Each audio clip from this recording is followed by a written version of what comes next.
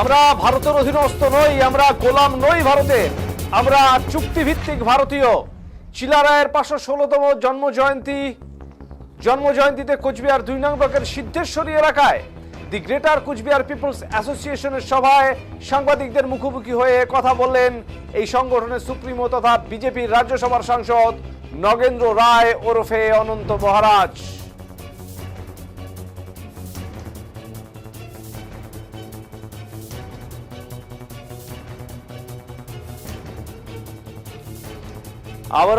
আবার জানিয়ে রাখি, নিজেকে চুক্তিভিত্তিক ভারতীয় দাবি করলেন বিজেপির রাজ্যসভার সাংসদ নগেন্দ্র রায় ওরফে অনন্ত মহারাজ।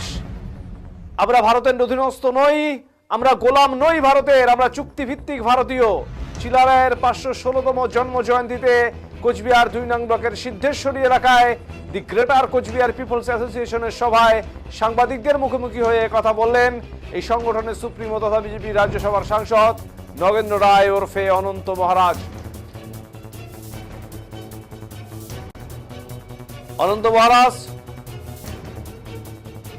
তথা তার সংগঠনের মূল দাবি, 1949 সালে কোচবিহারের রাজ্য ভারতভুক্তির যে চুক্তি করেছিল সেটা মানা হয়নি।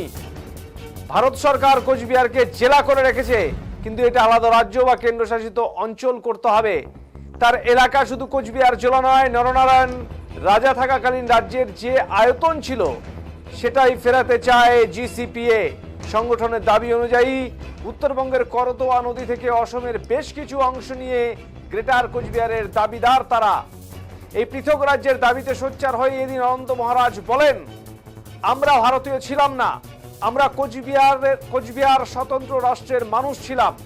আমাদের নিজস্ব কারেন্সি ছিল, সৈন্য ছিল, মিলিটারি ছিল, নারায়ণী সেনা ছিল। তিনি বলেন, কোচবিহার এবং ভারত দুটো দেশের যে চুক্তি হয়েছে এই চুক্তির বাস্তবায়ন চাইছেন তারা।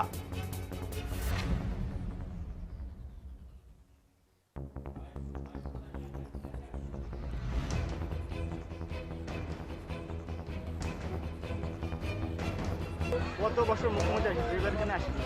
দেখেন, আর একটা কথা, তোমার ক্লিয়ার কাট হওয়ার দরকার। বারে বারে তোমার আন্দোলনের কথা বল, আমার আন্দোলন করার দরকারে নাই। আমরা ভারতীয় ছিলাম না, ইন্ডিয়ান ছিলাম না, আমরা কুচবিহার স্বতন্ত্র রাষ্ট্রের মাঝে আসলো। আমার সেনা আসলো, আমার কারেন্সি আসলো। একটা দেশ আর একটা দেশের আগত কি সৈন্য হওয়ার পারে নাকি? এই আজকে যতগুলো রাজ্য আছে নাকি টাকা সাজানো পাবে? বাঙাল, বিহার, উড়িষ্যার টাকা সাজানো পাবে, কিন্তু আমরা টাকা ছাপাছি।